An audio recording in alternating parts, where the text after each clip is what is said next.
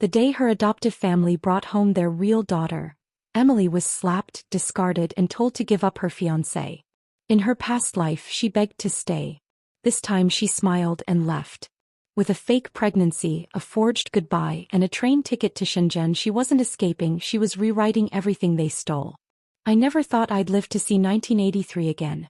But there I was, sitting on the cold tiled floor, cheeks still stinging from my adoptive mother's slap, and the echo of her words ringing in my ears. The engagement was arranged between the Cooper family and the Wood family. Not with you, Emily Wood. She said it like I was a stranger in my own life. But the truth was worse than that. I was a placeholder, a shadow of someone they truly loved. The day before, my adoptive parents brought home their real daughter, Sarah. After being missing for 10 years, she returned holding nothing but a jade pendant and a story too convenient to question. My adoptive mother took one look at her and collapsed in sobs, declaring Sarah had come home at last. Back then, back in my first life, I fought for what I thought was mine. I refused to give up my engagement to Zachary Cooper, the boy I grew up beside, the one whose family had arranged our future together the year we were both born. Even after Sarah's return, I held on like a fool. I clung to Zachary, to the dreams I thought we shared, only to die on a hospital bed, bleeding out while Sarah stood beside me, smug and victorious. But this time I smiled through the pain and I said it. Yes. My adoptive mother gasped in joy. Sarah's lips curled into a satisfied smirk. And I, Emily Wood, stood there reborn, knowing exactly how this would all unfold if I played it the same way. Not again. In my past life, Zachary had brought me mooncakes from the barracks, rubbed my shoulders when I studied late into the night, promised we'd build a home together. I had studied like my life depended on it to get into the same university where he was stationed. And I did it, I made it. Then Sarah came back. Said Zachary had always been hers. And I crumbled. I gave up my university spot for her.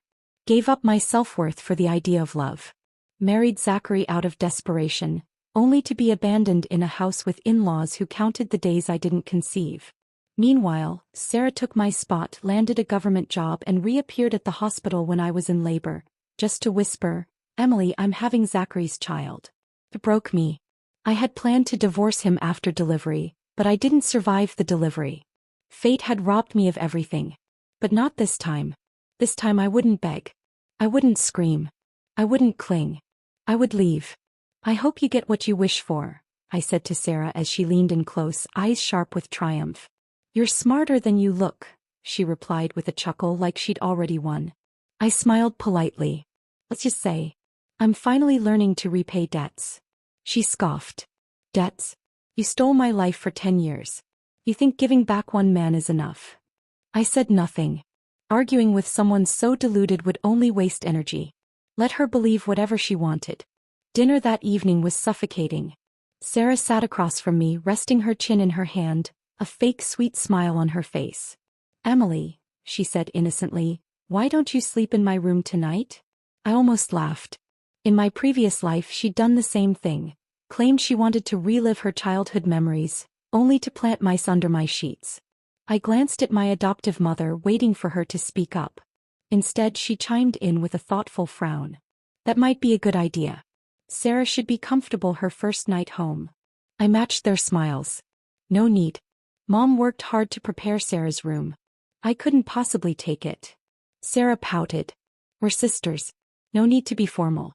What's mine is yours." My adoptive mother sighed emotionally. "Sarah, you're so considerate." Then she turned to me. "You can sleep in the living room tonight." "Okay. Of course." I wasn't surprised. "Sure," I replied lightly. "As long as there aren't any mice this time." Their expressions shifted just slightly. Enough for me to see that they remembered. Enough for me to know they thought I was still the fool who'd suffer in silence. But I wasn't that girl anymore. That night, once the house was dark, I stuffed pillows under my blanket and slipped out the window. There were probably still mice in this house. But out there was air. There was movement. There was a future. I walked straight to the Cooper residence. Zachary and I weren't married yet. His mother still liked me, respected me. And I needed her to believe something very specific tonight. The porch light was still on. I knocked. Mrs. Cooper answered, still in her apron, her eyes widening in surprise. "Emily?" What brings you here so late, sweetheart? I lowered my gaze, fiddled shyly with my sleeve like a nervous bride. I was just craving your sauerkraut dumplings, I murmured. He chuckled warmly. Craving them, huh? That's odd. I looked up, cheeks flushed. Ever since Zachary came home on leave last time, I've been obsessed with sour food. Her eyes lit up. She wasn't a fool, she was a woman who wanted a grandchild. You, last time? She asked softly. I nodded once. Fully. And just like that she beamed. Grabbed my hand. Besides dumplings, what else do you want to eat, huh? I'll make it for you. I bit my lip. If I could have a glass of malted milk before bed, that'd be perfect. Earlier that day, Sarah had brought a tin of malted milk as a gift to Mrs. Cooper. I'd seen it. Now I was using it. Say no more, she chirped, hurrying to the kitchen. As she kneaded dough and rolled dumplings, I knew exactly what she was thinking. A child means marriage and marriage means legacy. That night, after downing the warm milk, I curled into Zachary's old room and slept like the dead. Not with guilt. Not with regret. With purpose. This time I wasn't surviving the game. I was rewriting it. Morning sunlight streamed in through the curtains, casting golden rays over the plate of dumplings sitting on the nightstand. I stretched slowly as if I belonged in this bed in this house. Then I ate every dumpling. Chewed thoughtfully. Savored the flavor of strategy. Mrs. Cooper still hadn't woken, so I knocked on her bedroom door. Ma'am. I called softly. I want to go to Zachary's unit. I want to tell him the good news in person. She gasped behind the door and sprang out a moment later in her slippers. Of course you should. But I don't have much cash on hand, so you'll have to take the hard seat tickets. That's fine, I said quickly, knowing full well what she'd do next. She frowned. Absolutely not. Then she shoved a red 50-yuan note into my hand. You're pregnant, sweetheart. You shouldn't suffer like that. Buy yourself some sponge cake for the road. I tucked the money away with a soft, grateful smile. Please don't tell Zachary yet. We haven't filed any paperwork. I want to give him the news myself. She nodded eagerly. Of course. But once you tell him, he should file that marriage application right away. I packed a small tin of dumplings and 2 apples, made sure to leave them on the front doorstep, and crept back into my adoptive family's home through the back door. Inside I was met with chaos. My adoptive mother was sobbing on the sofa, pale and trembling. What happened? I asked, feigning concern.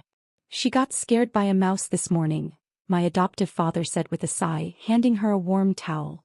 A smile tugged at the corners of my lips. A mouse? That's odd. I thought we had pest control come just last week. It's nothing, he muttered. It's gone now. Good, that's good, I said, patting my chest like I was relieved. But inside I sneered. Sarah's old tricks again. I looked at both of them and stepped back. Mom, Dad, I've been thinking. Since Sarah is back, maybe I should move out for a while. My adoptive mother, mid-sniffle, immediately nodded. That's probably for the best. Sarah can't really relax while you're here. Kept my face blank. The real message: you've served your purpose. Now disappear quietly. But my adoptive father squinted. Where would you go? I glanced down, twiddling with the edge of my sleeve. To visit my brother. Michael. He hasn't written in months and I'm worried. Michael wasn't really my brother. He'd been adopted a few years before me and he'd always resented me. He thought I stole his place in the family. When he was sent to the countryside for re-education, I hadn't shed a tear. Still, his name worked as a distraction. Sarah piped up brightly from the hallway, dressed in a crisp blouse like she owned the house. Oh, I'll write him a letter too. We were so close when we were kids. My heart sank just a little. That wasn't true. The last time I mentioned Sarah's name when we were kids, Michael had spat on the ground and said, if I'd known they were bringing her back, I'd have drowned her in the river myself. But I smiled politely. Sure. I'll deliver it myself. I'll get you some food coupons, my adoptive father offered suddenly as if to speed my departure. My adoptive mother reached for my hand, her eyes too bright. Emily, don't blame me for being biased. Sarah suffered for 10 years. I understand, Mom, I whispered, lying through my teeth. Just then Sarah walked in again, looking around. Emily, where's your college acceptance letter? I tilted my head. I put it away. She squinted. Why? I want to show it to Michael. Maybe it'll inspire him to apply next year. Inside I was laughing bitterly. Michael couldn't pass a basic spelling test, let alone reapply. In high school I'd done all his homework for him. He once copied my answers wrong and got a lower score than me on my own work. Still, I needed them to believe I was walking away out of generosity. If he's willing, I said softly, maybe he can take my place at the university. Sarah's voice sharpened. Absolutely not. He's a man. You're a woman. How can he take your place? I can't take his place, I replied calmly. But I can take hers. I looked directly at Sarah and something flickered in her expression. She couldn't tell if I was bluffing or broken. My adoptive mother's eyes lit up. That school is in the same city as Zachary's unit. I smiled faintly and looked down. Then let Sarah have it. I've eaten your food, worn your clothes for 10 years. It's time I repay that. Sarah looked at me like I was a puzzle. You really feel that way? Of course, I murmured. My birth parents never fed me. Just beat me. It wasn't until I came here that I learned what a family is. That wasn't entirely true. My birth father never beat me, but he had sold me for a sack of rice and some government coupons. My adoptive mother stared at me for a long time, trying to decide if I was serious. I sealed the performance with a tear and dropped to my knees. Mom, I've loved Michael since he taught me my first word. I studied so hard all these years just to be worthy of him. The room fell into silence. My adoptive father's hands started to rub together, his eyes gleaming faintly. He remembered what he'd said when he first brought me home, that raising a bride for his son in secret would save them the trouble of dowries. Disgusting. I wiped a tear and stood. It's getting late. I need to catch the bus. Fine, go, my father said gruffly. Stay as long as you want. I picked up my bag, slung my suitcase over one shoulder. Keep Sarah company, I added lightly. She must be overwhelmed. Just as I stepped outside, I heard Sarah mutter, "She's seriously lost her mind." Maybe I had. But I wasn't the one with rats in her sheets and an empty resume. That evening, I picked up the dumplings and apples from the Cooper house and headed straight for the train station. A tiny rural stop that barely connected to the rest of the world. But I didn't care. I just needed out. Yesterday I'd come here in secret and bought my ticket. Everything was planned. I'd transfer at a larger hub station, then head to Shenzhen. Reform was blooming there. Business was booming. I would rebuild from the ground up. In the waiting room I reached into my bag, pulled out my college acceptance letter, and began tearing it into strips. That's a college acceptance letter, the man next to me said, startled. You're just going to rip it up like that? It's not a good school, I said flatly, shoving the pieces into the trash. I'm going to aim higher, Tsinghua or Ping University. He laughed, a little too amused. That's ambitious. Don't call me a student, I said dryly. I've already had 3 kids and got married years ago. He leaned closer, squinting. We went to the same high school, didn't we? You never had any kids. I'd remember. I looked at him warily. Emily Wood, he said with a grin. Prettiest girl in school. I tensed. I'm Daniel Mang, he added, extending a hand. Class next to yours. I relaxed just barely. But in the back of my mind I wondered, why was he on this exact train? I leaned back against the cold bench of the rural train station, trying to steady the racing thoughts in my head. I'd torn up the past, literally. My acceptance letter to the university where I'd once chased Zachary was now confetti in a trash bin. The Wood family, their house, their games, they were behind me. And yet I couldn't shake the feeling that I was being watched. Emily Wood, a voice said beside me, rich with amused familiarity. Fancy seeing you here. I turned sharply. Daniel Mang. He stood a few feet away, backpack slung over one shoulder, same easy grin he wore in high school. I switched seats with someone, he added, motioning to the space next to me. Train's full. I gave a non-committal nod. Of course it was. Just my luck. You remember me, right, Daniel? Class next to yours. I hesitated, then nodded slowly. Yeah. I remember. He beamed. You were always top of the class. Used to blow through test papers like they were bedtime stories. I gave a half smile, but suspicion simmered just beneath my surface. What were the odds? I hadn't seen this boy in years, and suddenly he was showing up at the exact station on the exact route at the exact time? I said nothing. Just kept my bag close and my face polite. The train creaked and lurched forward. I watched the countryside roll by, pretending I didn't notice him sneaking glances at me. Eventually my eyelids grew heavy.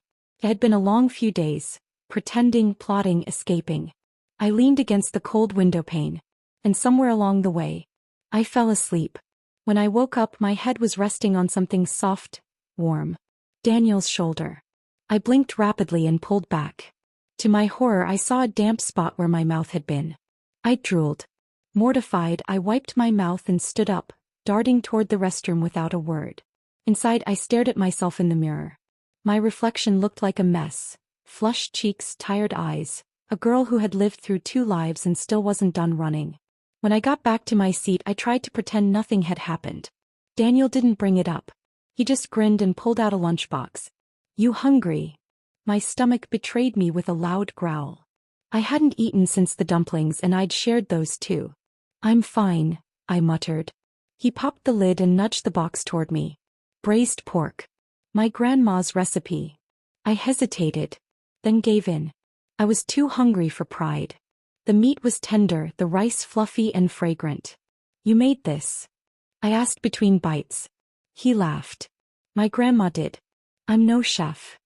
"Thanks," I said quietly.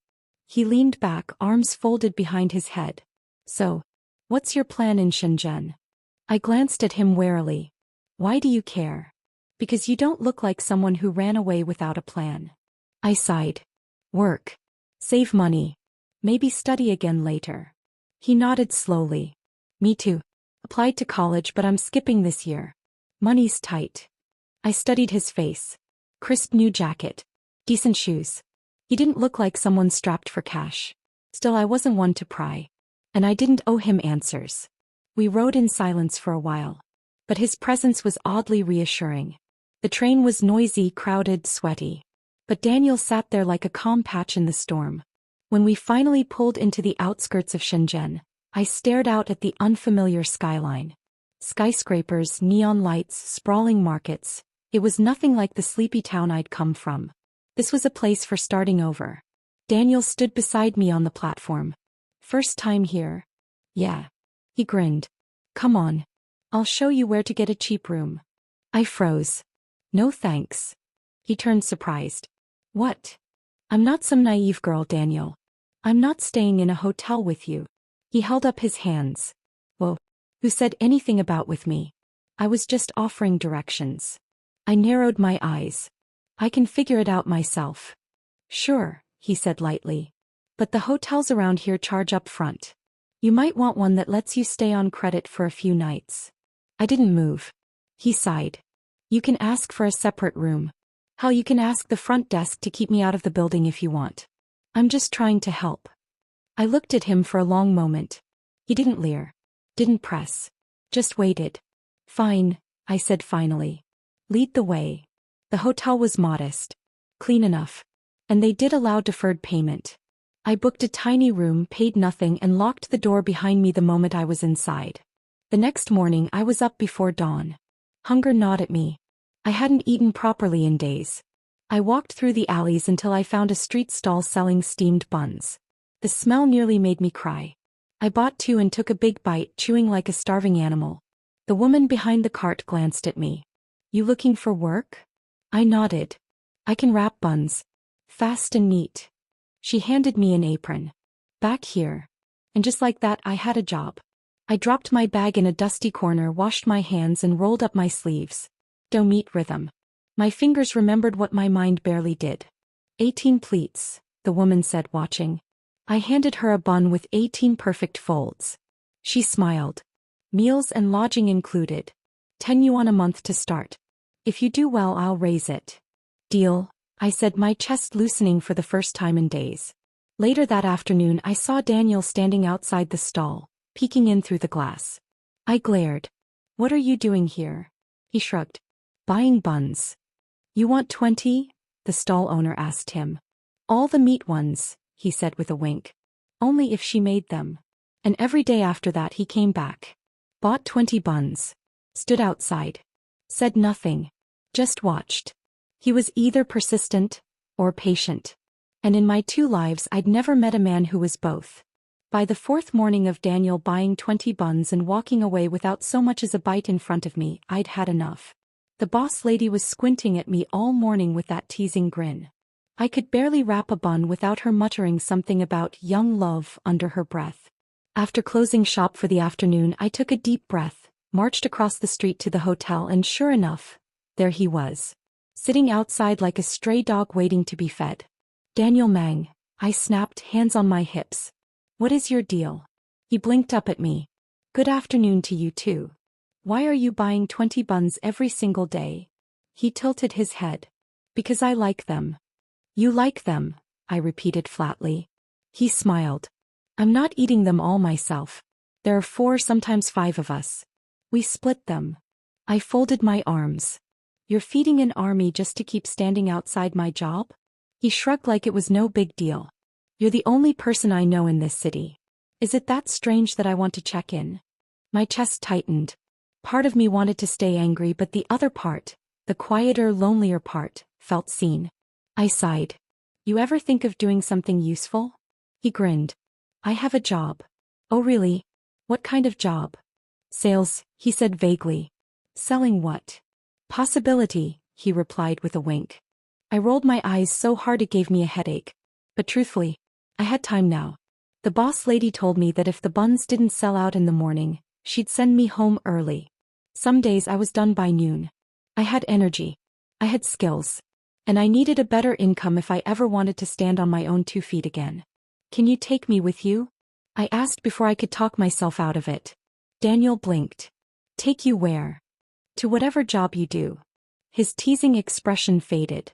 He looked at me seriously for the first time all day. "Emily, you can't sell buns forever."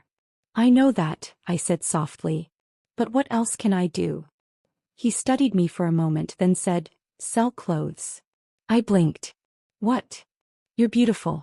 You walk into a room and make everything on you look twice as expensive. You belong in a boutique." My cheeks flushed, but I felt something stir in my chest. A forgotten part of me. The girl who once imagined herself walking in heels through city streets with confidence. "You really think I could do that?" "I think you could sell ice to an Eskimo if you smiled while doing it." The corner of my mouth twitched. "Come on," he said, already taking my wrist. "I'll take you to someone." Before I could argue, he was dragging me across blocks of pavement, through street vendors, past textile trucks, and into a massive wholesale fashion mall. I'd never seen so many colors, fabrics, and mannequins in my life. I felt like a village girl walking into a royal palace. He pulled me into a small boutique nestled between 2 larger stores. The name on the sign was written in elegant cursive. "Monica's Wardrobe." "Monica!" Daniel called out. "I brought you that helper you wanted." A woman stepped out from behind a rack, sleek bob haircut, scarlet lipstick, perfectly tailored dress. She looked me over with one glance. "She's got a fresh, pretty look," Monica said, her voice crisp. "Room and board included. 30 yuan a month. You good with that?" "Yes." I said too quickly. "Yes, of course." My chest fluttered like a caged bird. This was real. This was new. This was freedom. That afternoon I started my first shift. I learned to steam dresses, fold scarves, arrange displays, and pin price tags. Monica was strict but fair. She had taste, and she trusted me faster than I expected. By sunset my feet ached, but I was still smiling. Daniel showed up just before we locked up. "What are you doing here?" I asked, still flushed from the thrill of the day. "Helping you move," he said casually, lifting my duffel before I could stop him. "Monica said she'd cover lodging." "She did. It's the same hotel as before." I frowned. "Wait, why are we going back there?" He looked at me like I was missing something obvious. "Because that hotel belongs to me." I stopped walking. "What?" Daniel turned, grinning. "It's mine. My grandfather built it a few years ago. Left it to me after he passed." I stared at him, stunned. "You've been living in your own hotel this whole time?" "Yep." "You let me believe you were just some wanderer buying buns and sleeping cheap?" "You never asked," he said with a shrug. "Besides, would you have believed me if I said I owned a hotel on day one?" "Probably not." I followed him back in silence, my mind racing. Monica met us at the back of the shop and handed me a set of keys. "Here. This is your place now." It was a small room but clean, warm, private. The next morning I got up early, steamed dresses and helped Monica set up mannequins. She let me wear one of the new arrival blouses as advertisement. 3 customers asked where I bought it. By the end of the week, Monica raised my pay by 10 yuan. By the end of the month, she gave me the back storage room to turn into a tiny bedroom and moved me in officially. Daniel came by every few days. He never pushed. Never hovered.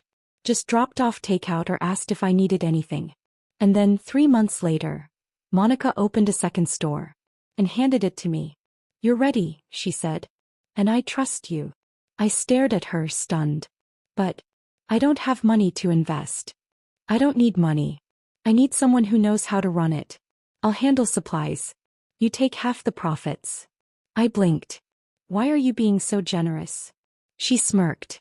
"Because Daniel wouldn't stop bragging about you. And because I like you." I swallowed hard. "Then I'll give it everything I've got." And I did. I moved into the back of the second shop, rolled up my sleeves and hit the ground running. Displays, flyers, customer service, supplier calls. I did it all. Daniel watched me run myself into the ground and said one thing. "Don't push so hard. You don't have to outrun the world." But I did. Because I wasn't just building a future.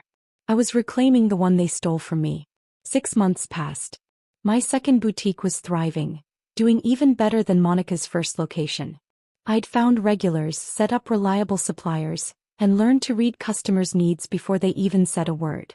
Every day I opened the shop myself, styled the mannequins, handled walk-ins and closed up past sunset. Then at night when the city quieted, I studied. I wasn't just working, I was preparing for the college entrance exam again. It was the same test I had once taken in my previous life.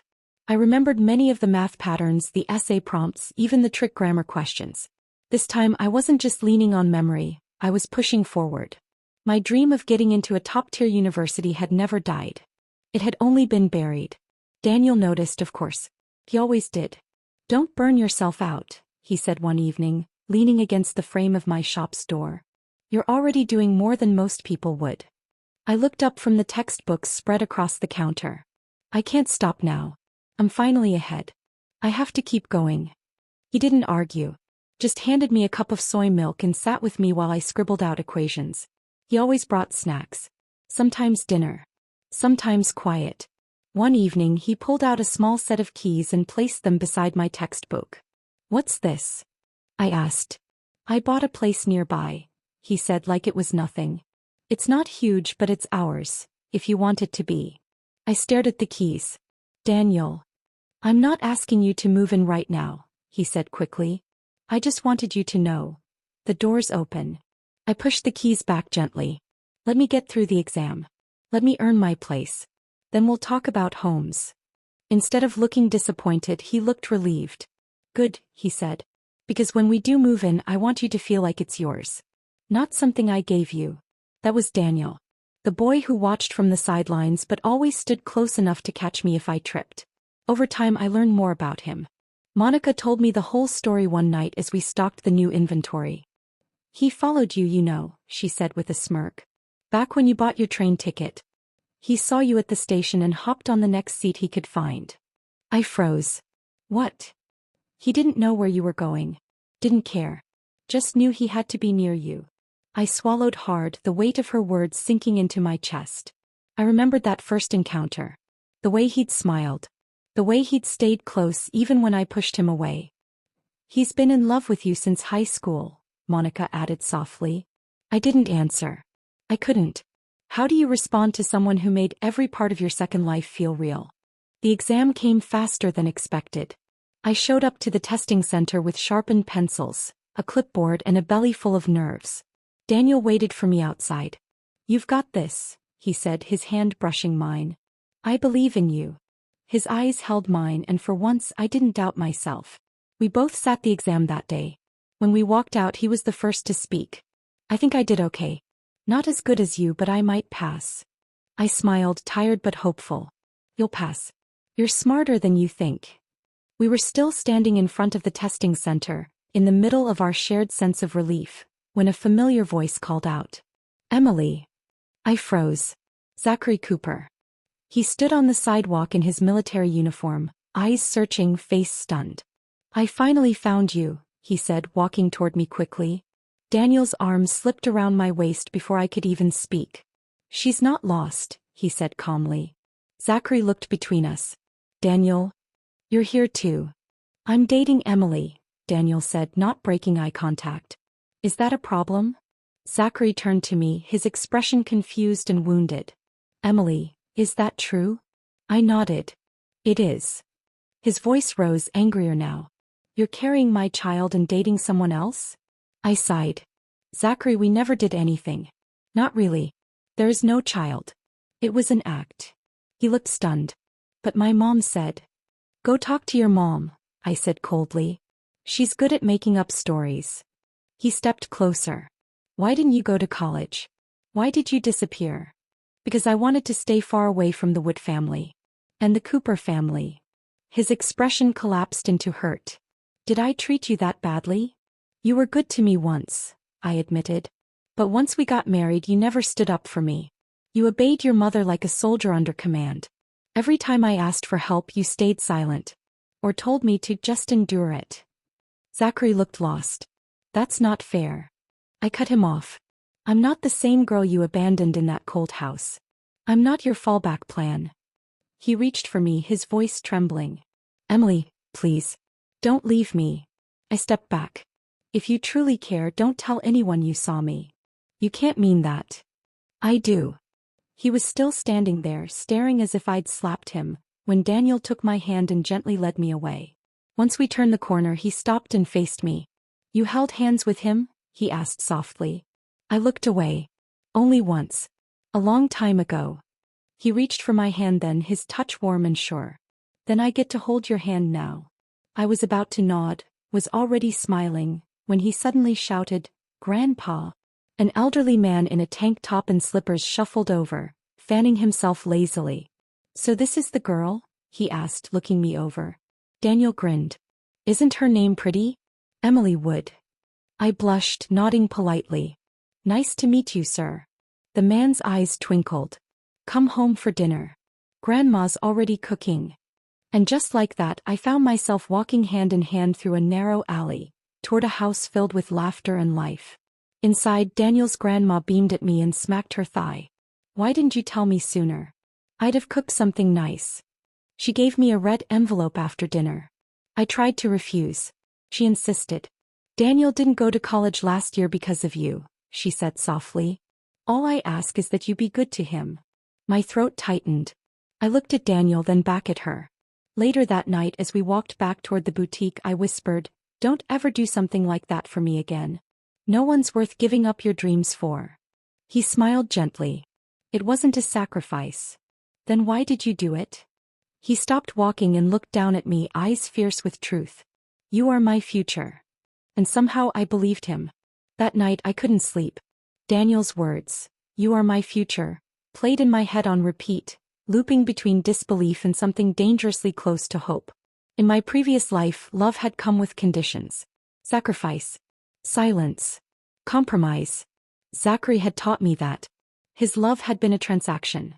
Warm when convenient, cold when challenged. But Daniel, he showed up. And kept showing up. He didn't try to fix me. He just stayed close enough to remind me that I wasn't broken. A week after the exam, our results arrived. We had both been accepted, same university, different departments. I cried when I saw the letter. I hadn't realized how deeply I'd been bracing for failure, how much of me still believed I wasn't allowed to win. Daniel picked me up and spun me around like a child. Didn't I tell you? He beamed. I knew you'd make it. You made it too, I pointed out, breathless from laughter. Only because you helped me study. Lies, I said, poking his chest. You're smarter than you let on. He winked. Don't ruin my reputation. That evening we sat on the curb outside Monica's shop, sharing a paper cup of mango pudding. The sun was just beginning to dip behind the buildings, casting everything in gold. Daniel pulled something from his back pocket, a folded sheet of paper. House deed, he said casually. My eyes widened. What? I finished paying off the place. It's in your name now. Daniel, I whispered, shaking my head. You can't. I did. But why? He looked at me then seriously. Because I don't want you to ever question your footing again. Not with me. Not in this city. You have a home now. And no one, not the Woods, not the Coopers, can take that from you. My voice caught in my throat. For a long moment I couldn't speak. I just reached for his hand and held it like a lifeline.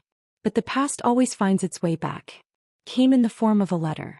A plain white envelope with my name scrawled across the front in familiar handwriting. From Zachary. I almost didn't open it. Almost tossed it into the trash. But curiosity, stubborn and quiet, got the better of me. Inside was a single sentence. Your adoptive father is gravely ill. The rest of the note was filled with practical details. Dates, addresses, a time for household registration paperwork. But that single line felt like a hook dragging me back toward a life I'd buried. I stared at it for a long time before I showed it to Daniel. He read it silently, then folded it back up. Do you want to go? I don't know. If it's about closure, I'll go with you. I nodded slowly. Not because I wanted to see them again, but because part of me needed to settle the final thread. Officially sever it. We left our child with Daniel's grandparents for a few days. Boarded the train together. I packed lightly. The town hadn't changed, but I had. The moment we stepped off the train, I felt the heaviness return. The familiar pressure of being unwanted, unchosen, unseen. We took a taxi to the old Wood residence. White mourning cloths hung over the gate. So it was true. He was gone. Their courtyard was smaller than I remembered. The walls more cracked. The air more bitter. Michael Wood, the boy who once shouted that I stole everything, was the one to open the door. You're back, he said with only a faint glance. What happened? I whispered.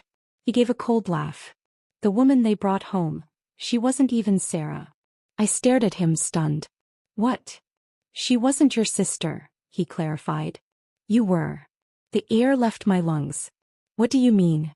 He leaned against the doorframe. Before you were adopted, Sarah was already gone. Dead probably. Our father went looking for a replacement. Took you in. But you were the original all along. I swayed slightly. That's impossible. It's not, he said flatly. I remember now. Before they brought you back, I had a sister who liked to roast mice in the fireplace. He caught them herself. It wasn't the girl they brought back. Pieces began to click. Memories of Sarah's strangely specific habits, my own unexplained familiarity with the house, the way the Wood parents looked at me like I didn't quite fit, but kept me anyway. Before I could process more, my adoptive mother burst into the hallway, wild-eyed and trembling. You wretched girl, she screamed. Daniel stepped in front of me before I could react. She clawed at the air like she wanted to rip my face off. Michael didn't even flinch. She's gone mad, he said. Ever since the truth came out. We turned to leave, but the past wasn't done talking yet. Zachary was standing at the gate. He looked older. Sadder. Less certain. I didn't know what they were doing to you, he said quietly. I thought you'd gone to stay with Michael. That's what they told me.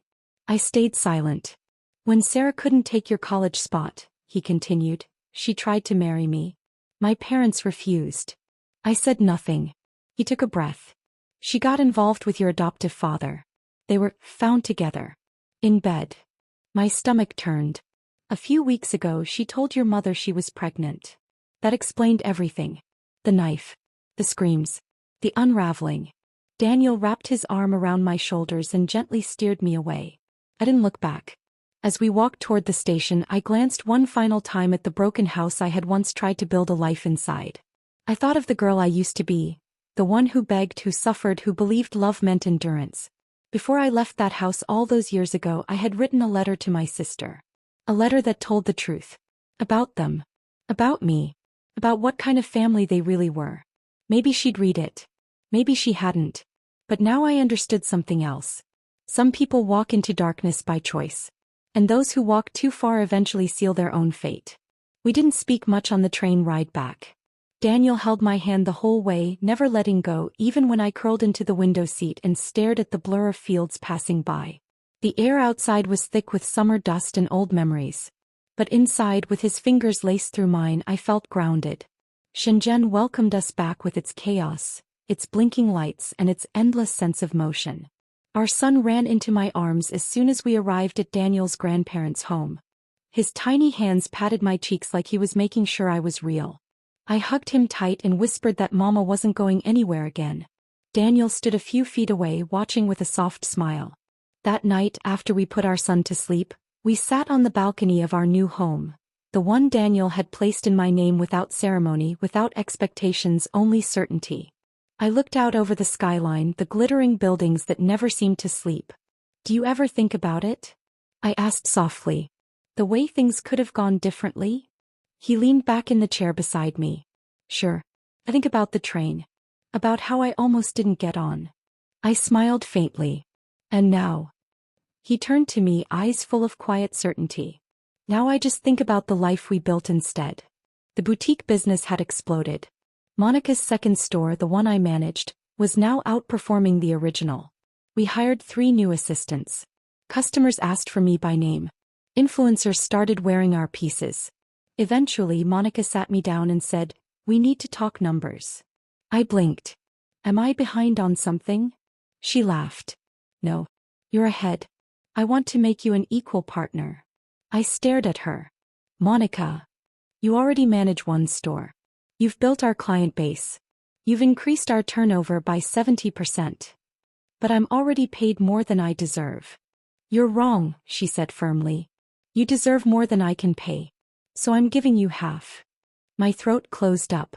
No one had ever looked at me and said I deserved anything before. I don't know what to say, I whispered. Say yes, she replied. And tell that stubborn man of yours that I'll be godmother to your next child. I laughed. Deal. With Daniel's help, we bought a small office space and converted it into a mini design studio. He handled the back end, inventory, orders, expansion. I worked the floor and trained staff. By the time our second child was born, we had 4 stores across the city. And not once, did I hear Daniel say, "Let me handle this." He always asked, "What do you want to do next?" That's how I knew I had healed. Because love didn't make me smaller. It gave me space to grow. One evening, as we closed up the main boutique, Daniel pulled me aside. "There's someone you need to see," he said. I frowned. What? Who? He took me by the hand and led me to a quiet corner of the plaza. There, standing nervously by the fountain, was a girl no older than 16. She clutched a worn handbag and stared at me like I was made of glass. "I found this letter addressed to you in our storage," Daniel explained. "Dated last year. I think it got lost behind some shipment boxes. From her." He handed me the envelope. I recognized the handwriting immediately. It was from my birth mother. Inside, the letter was short. "Emily, they told me you were dead. I know I have no right to reach out, but I think of you every day. Your sister passed away last spring. If you ever want to meet, I'll be at the old bus station near West Pier every Saturday at noon. I just want to see your face once more. Even if you don't speak. Your mother." I folded the letter slowly. The girl in front of me shifted awkwardly. "She's your niece," Daniel whispered. "Your sister's daughter." My breath caught. The girl stepped forward and bowed deeply. "I'm sorry for intruding." I reached out and lifted her chin gently. "You're not intruding." She looked so much like Sarah and yet not at all. Her eyes held none of the malice, none of the entitlement. Just fear. And longing. "Come," I said softly. "Let's go eat." I didn't owe the past anything. But I was still allowed to forgive pieces of it. We took her out for noodles that night. Listened to her stories. Let her stay in our guest room. The next morning she followed me to the boutique, eyes wide and full of wonder. "This is yours?" she asked. "Mine and Monica's." She touched the fabric on a mannequin like it was made of gold. I didn't know people like us could live like this. I knelt beside her. People like us can live however we decide. You just have to start. The next few months moved fast. I enrolled her in school. Hired her as a part-time assistant after class. Watched her bloom. I no longer lived as someone's placeholder. I was Emily Hart now. Wife, mother, businesswoman, designer, mentor. And for the first time in 2 lives, I was not afraid of being seen. I never expected to return to the town where my life had once been bartered like loose change. But fate has a strange way of sending invitations. Sometimes in the form of a death and sometimes in the silence that follows it. The boutique was thriving. My partnership with Monica had expanded into a full-fledged brand. Daniel and I had grown our family, our home, our legacy. And the girl who once sold buns on a street corner now ran 4 shops across 3 cities. Then one afternoon a legal notice arrived. It was about my household registration. A clerical error, they said. I had been listed as deceased by the Wood family when I disappeared. To finalize our marriage and secure our children's future paperwork, it had to be amended in person. Back where it all began. Daniel offered to go alone. But I shook my head. Some ghosts need to be buried by hand. We boarded the train quietly. The journey was short but heavy, each station a layer of my past peeling away. When we stepped off, the air was thick with heat and regret. The Wood residence looked like it hadn't been touched since I'd left. The gate creaked when I pushed it open. White mourning cloths still fluttered half-tied, tattered from neglect. My adoptive mother sat in the courtyard, muttering to herself. She didn't recognize me. Or maybe she refused to. Michael Wood came out a moment later. He looked like he hadn't aged a day, which somehow made the whole place feel even more cursed. She never recovered, he said bluntly. After everything. I nodded once. The paperwork? He handed me a file. Signed. Notarized. You'll need to file it with the local office. I tucked it into my bag ready to leave but paused at the threshold. Was it true? I asked softly. What you said, that Sarah wasn't the real daughter? He looked at the woman rocking on the stoop. I thought she was. But then, things stopped adding up. The way she flinched at mice. The story she got wrong. I think she just wanted to believe it so badly she made it true. And my real sister? He hesitated. You. I closed my eyes. I never hated you, you know, he added. I didn't respond. Outside, Daniel was waiting beside the car. I handed him the papers. Let's go. But as we pulled away, someone blocked the road. Zachary Cooper. Still in uniform, though his shoulders sagged under it now. I just want to talk, he said quickly, raising a hand. Daniel didn't move. He didn't open the door. But he didn't drive off either. So I got out. Zachary's eyes softened. You look good, he said. I folded my arms. Don't. I'm not here to beg. I know I lost that right. He hesitated. I need you to know that I'm sorry. For not choosing you. For not fighting for you. For listening to everyone else but you. I stared at him. What past are you even apologizing for?